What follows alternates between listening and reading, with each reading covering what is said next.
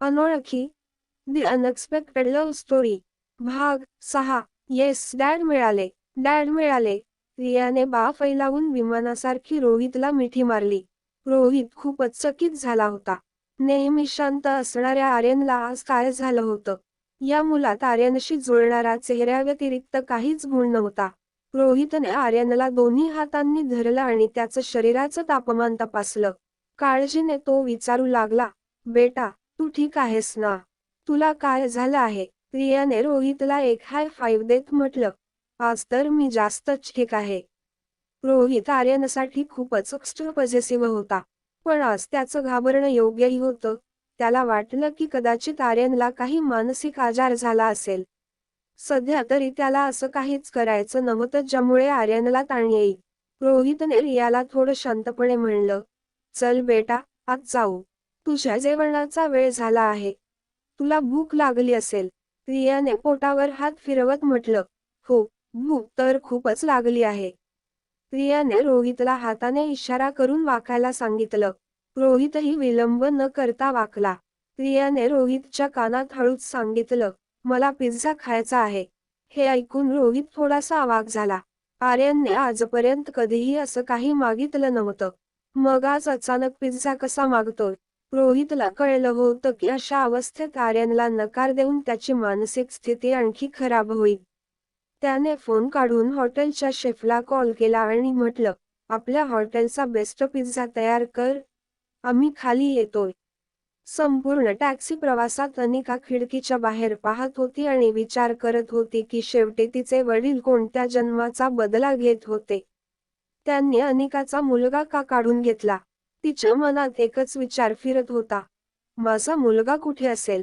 कसा असेल? कोणत्या स्थितीत असेल? शेजारी बसलेला आर्यन शांतपणे अनिकाकडे पाहत होता.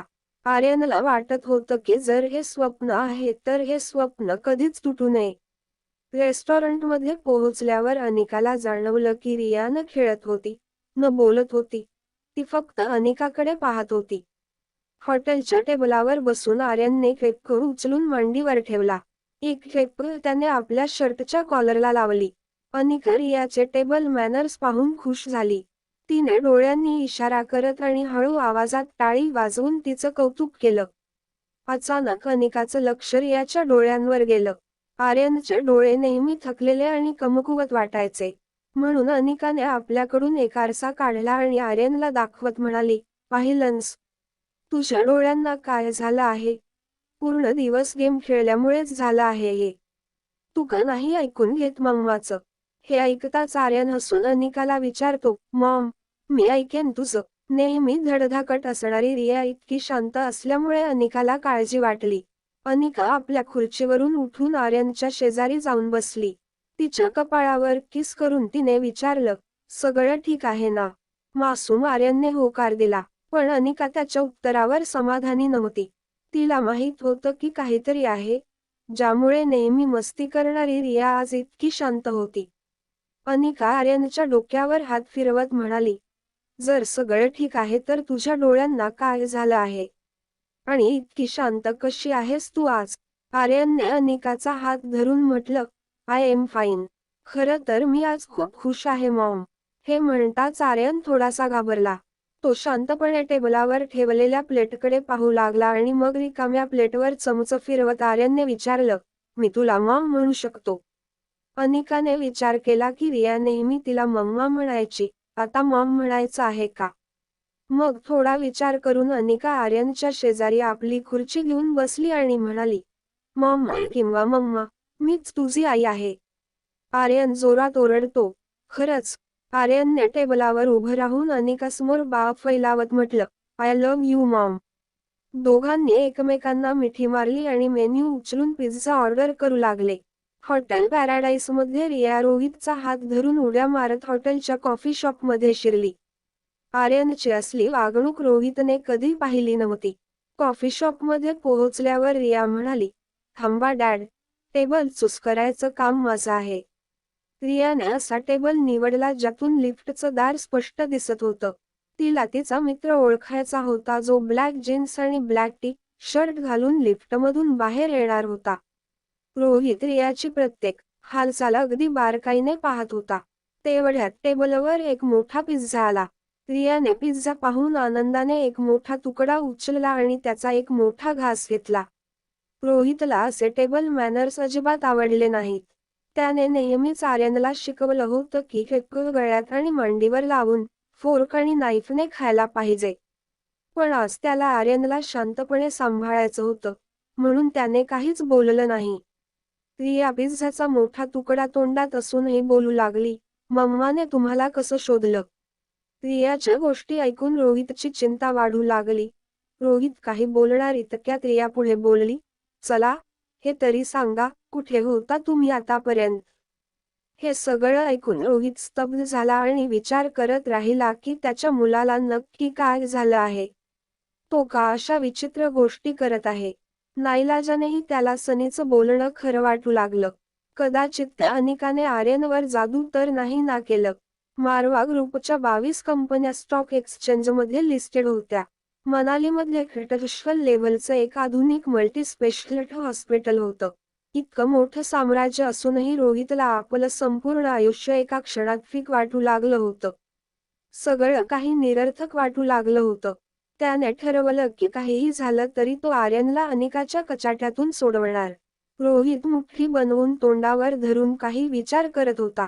रिया आता पिझ्झावरून तिच्या आवडत्या टॉपिंग्स निवडून हाताने काढून खायला लागली होती. तेव्हा तिचं लक्ष समोर बसलेल्या रोहितच्या मसल्सकडे गेलं. नियमित व्यायामामुळे रोहितचं शरीर तंदुरुस्त होतं. फ्लॅट एबर टोन मसल्स त्याच्या टक्सेड शर्टमधूनही स्पष्ट दिसत होते.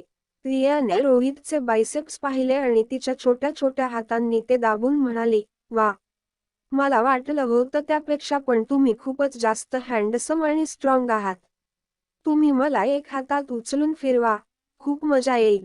आर्यनची कमजोर मनस्थिती लक्षात घेऊन रोहितजवळ त्याचं म्हणणं मान्य करण्याशिवाय दुसरा पर्याय नव्हता.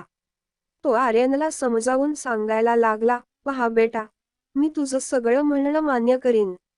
तुला जे वाटेल ते कर. पण माझं एकच ऐक, ती शातीर बाई, जी 2402 रूममध्ये राहते, तिचं काहीही ऐकू नकोस. रियाने हातात घेतलेलं टॉपिंगचं मोठं तुकडा खाली फेकला. ती रोहितच्या या बोलण्यावर चिडून म्हणाली, तुम्ही असे शब्द कसे वापरू शकता? विसरू नका, ती माझी आई आहे.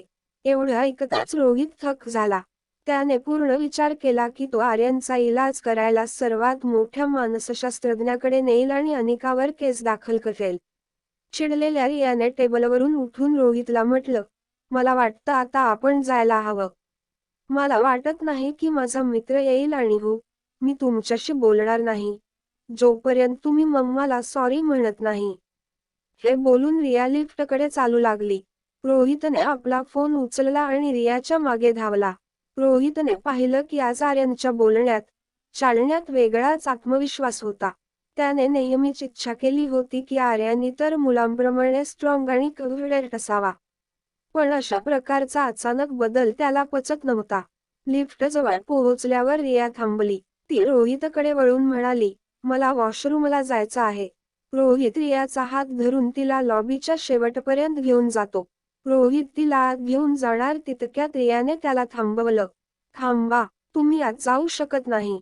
हे तुम्हाला माहिती नाही का? असं म्हणत रिया लेडीज वॉशरूममध्ये गेली. हे पाहून रोहितचं डोकं गरगरायला लागलं. तो विचार करत होता की, भलेही आर्यन फक्त 6 वर्षांचा होता, पण त्याला इतकं समजत होतं की त्याने कोणत्या वॉशरूममध्ये जायचं आहे. पण त्याला हे समजलं नाही की ज्याला तो आर्यन समजत होता, ती प्रत्यक्षात रिया होती. पण आर्यन समजून, तिचं वेगळं वागणं पाहून रोहित घाबरला. रोहितने तिथेच उभं राहून डॉक्टर अग्रवालला फोन लावला. डॉक्टर अग्रवाल मारवाजच्या मल्टीस्पेशालिटी हॉस्पिटलचे डीन होते. डॉक्टर अग्रवालने लगेचच फोन उचलला. हॅलो रोहित, कसा आहेस? मारवा कुटुंबाच्या छोट्या गोष्टी देखील वृत्तपत्रातील हेडलाईन्स बनत असत. इथे तर खानदानच्या एकुलत्या एक वारसाच्या मानसिक स्थितीची गोष्ट होती. त्यामुळे रोहितने लॉबीमध्ये इकडे तिकडे पाहिलं की कुणी त्याचं बोलणं ऐकतंय का आणि नंतर थोडं दूर जाऊन डॉक्टरला म्हणाला, डॉक्टर अग्रवाल, मला वाटतं आर्यनला तातडीने मानसोपचाराची गरज आहे.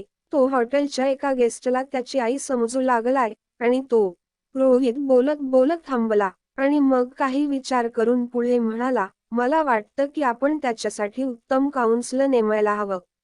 डॉक्टर अग्रवालने पूर्ण शांतपणे सगळं ऐकलं आणि म्हणाले, रोहित रिलॅक्स. घाबरण्याचं काही कारण नाही. हे नॉर्मल आहे. या वयात बिनाईचं मूल असं वागतं. बऱ्याच मुलांना त्यांच्या मरण पावलेल्या आईशी देखील बोलताना पाहिलंय. हे एक फेज आहे. तो कदाचित स्वतःहून बाहेर पडेल. तरीही लक्षणं जास्त काळ टिकली तर मला सांग. मी उत्तम चाइल्ड सायकोलॉजिस्ट नेमेन. काळजी करू नकोस. डॉक्टर अग्रवाल इतकं सांगून फोन कट करतात. रोहित डॉक्टरशी बोलत बोलत हॉटेल लॉबीच्या रिसेप्शनपर्यंत पोहोचला होता. तेवढ्यात अनिका आर्यनला घेऊन मुख्य प्रवेशद्वारातून आली. रोहितचं तोंड रिसेप्शनकडे होतं आणि पाठीमागे प्रवेशद्वार होतं.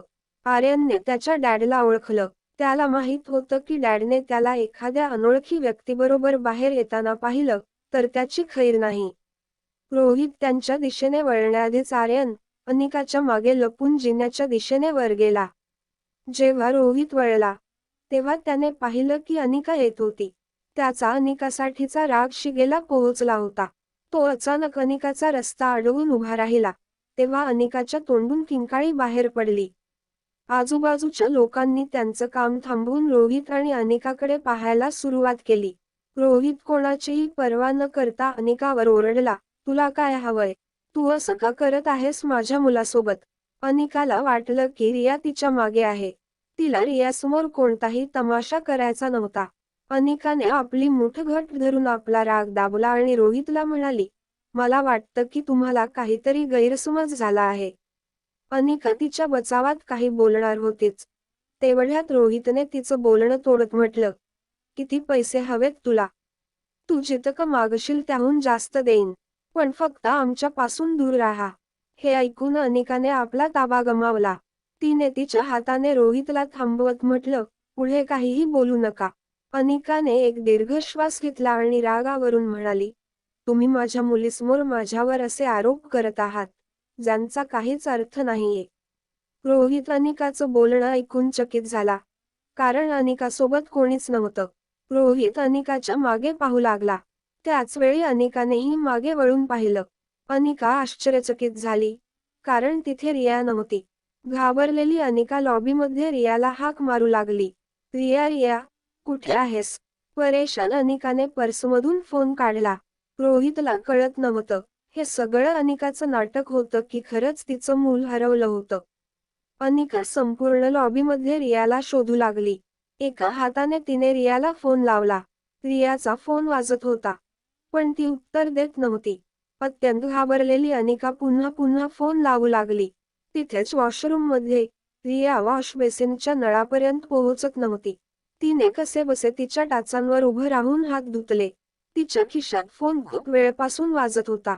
हात धुतल्यावर तिने एकले हातचं ठेवून फोन उचलला आणि फोन कानाला न लावता म्हणाली, मी वॉशरूममध्ये आहे. एवढं बोलून रियाने फोन कट केला. रियाचं हे बोलणं ऐकून अनिकाचा जीव भांड्यात पडला. तिने आपले हात गुडघ्यांवर ठेवून सुस्कारा सोडला. थोडी स्थिर झाल्यावर ती वॉशरूमकडे धावली. तिथेच आर्यन टॉप फ्लोअरवर त्यांच्या रूमचा दरवाजा ठोठावत होता. काही वेळानंतर सनीने दरवाजा उघडला. तेव्हा बाहेर आर्यनला पाहून त्याला विश्वासच बसला नाही. त्याने पटकन आर्यनला उचललं आणि लगेच दरवाजा बंद केला. त्याला भीती होती की जर रोहितने आर्यनला रूमच्या बाहेर पाहिलं तर आर्यनसह त्याचेही काही खरं नाही. सनीने आर्यनला डायनिंग टेबलवर बसवलं आणि घाबरून विचारलं, तो बाहेर कधी गेलास? दादाने तुला पाहिलं असेल तर तुझं तर झालंच. पण माझा मोबाईल देखील गेला आणि लक्षात ठेव, जर माझा मोबाईल काढून घेतला तर मी तुला सोडणार नाही. अनिकासोबत डिनर केल्यावर आर्यन खूप आनंदी दिसत होता. त्याला सनी काकाच बोलणं मजेशीर वाटत होतं. त्याने एका हाताने सनीला जवळ बोलावलं आणि मग सनीच्या कानात सांगितलं, डॅडने पाहिलं त्याआधीच मी बाहेर पडलो. आधी जिन्याने पहिल्या मजल्यावर गेलो आणि तिथून लिफ्टने थेट इकडे. सनी आणि आर्यनचे चेहरे अगदी जवळ आले होते. सनीने तिथूनच आर्यनच्या सारख्याच टोनमध्ये विचारलं, पण तू गेला होतास कुठे? आर्यनने खाली पाहिलं आणि हसत म्हणाला, पिझ्झा खायला. खाली अनिका लेडीज वॉशरूममध्ये जाते. तिथेच तिला रिया दिसताच तिने रियाला उचललं आणि तिला किस केलं आणि मग प्रेमाने थोडं रागावली, आज संध्याकाळभर तू खूप वेल बिहेव्ड होतीस. हॉटेलमध्ये येताच तुझी शिस्त सुरू झाली. रिया मम्माला किस करून म्हणाली, आजचा पिझ्झा खूप टेस्टी होता. अनिका हसली आणि म्हणाली, हो ना, तर परत जाऊ. या बोलण्यावर रिया हसू लागली. वॉशरूमसमोर एक सर्व्हिस लिफ्ट होती. अनिकाला नको होतं की मुख्य लिफ्टसमोर रिसेप्शनजवळ उभा असलेला रोहित पुन्हा रियासमोर तेच बोलेल, जे त्याने आत्ताच बोलला होता. म्हणून अनिका रियाला सर्व्हिस लिफ्टमधून वर घेऊन गेली. इकडे स्वीट नम 2401 मध्ये सनी ही गोष्ट ऐकून चिंतेत पडला की आर्यन पिझ्झा कुणासोबत खाऊन आला. तो रूममध्ये इथून तिथे चक्कर मारू लागला. त्याला असं वाटलं की रोहितला कुठूनही काही समजण्याआधी आपल्यालाच सगळं सांगायला हवं. हे विचार करत सनीने रोहितला सगळं सांगण्यासाठी फोन केला. तणावामुळे त्याचा श्वास जड झाला होता. रोहितने फोन उचलताच सनी धीर करून सगळं एका श्वासात सांगून टाकला. ब्रो, आर्यन पिझ्झा खाऊन आला आहे. पण यानंतर रोहितने जे काही म्हटलं ते ऐकून सनी धक्क्यात गेला. रोहित म्हणाला, हो, मीच त्याला घेऊन गेलो होतो. आता धक्का बसण्याची वेळ रोहितची होती. पण एक सेकंद, तो रूममध्ये आहे म्हणजे आर्यनवर तुझ्यासोबत आहे. सनी हायसं वाटून म्हणाला, हो, तो तर परत आलाय. रोहितला आर्यनचं वागणं अजिबात आवडलं नव्हतं. पण त्याला डॉक्टर अग्रवालची आठवण आली. हे एक फेज आहे, निघून जाईल. रोहित सनीला म्हणाला, ठीक आहे, मीही येतो. रात्रीचे 11 वाजले होते. अनिका तिच्या सूटच्या बेडरूममध्ये बेडवर आडवी झाली. दिवसभराच्या थकव्यामुळे आता तिच्या शरीराची अशक्तता तिच्या डोळ्यांत स्पष्ट दिसत होती. तिथेच शेजारी रिया बेडवर पडली होती. पण झोप मात्र तिच्यापासून कोसो दूर होती. रियाच्या डोळ्यांसमोर वारंवार एकच दृश्य फिरत होतं. रिया मम्मा आणि डॅड एका बीचवर फिरायला गेले आहेत आणि रिया डॅडच्या खांद्यावर बसली आहे. रिया अनिकाच्या कच्च्या झोपेत विचारत होती, मम्मा, किती छान होईल जर तू आणि डॅड एकत्रच राहिलात. अनिकाची कच्ची झोप आता गाढ झाली होती. त्यामुळे तिने रियाचं बोलणं ऐकलं नाही. रियानेही अनिकाला झोपलेलं पाहिलं. तिला माहित होतं की मम्माला झोप मिळणं तिच्या शरीरासाठी किती महत्त्वाचं होतं. म्हणून तिने मम्माला डिस्टर्ब न करण्याचा विचार करून तिला हग केला आणि डोळे बंद केले, हे विचार करत की कदाचित झोप येईल. तिथेच आर्यनचीही परिस्थिती काहीशी तशीच होती.